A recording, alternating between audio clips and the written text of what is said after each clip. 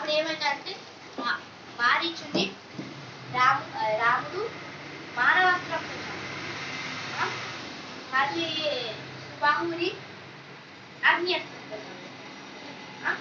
అప్పుడు ఈ ఋషులందరూ రామునికి బ్లెస్సింగ్స్ ఇచ్చి అంటే ఫర్ కీపింగ్ పీస్ ఆశీర్వాదం ఇచ్చారు.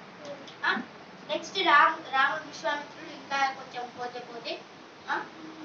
విశ్వామిత్రుడికి మిత్రులను రాముని లక్ష్మణుడికి చూపిస్తారు. మధ్యలో ఒక ఆశ్రమం ఉంటుంది. అది ఫుల్ ఏన్షియంట్ ఫుల్ ఏన్షియంట్.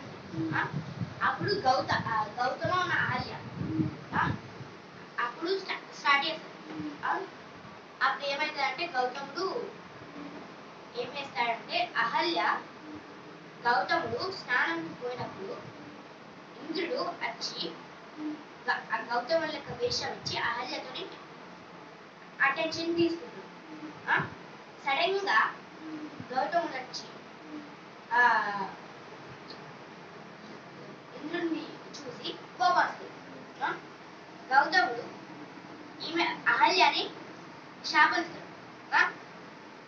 నువ్వు బండలకు మారిపోతాడు.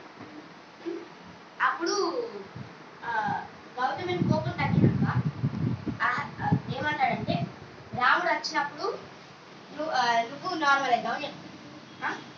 మళ్ళీ రాముడు లోపలికి పోతాడు.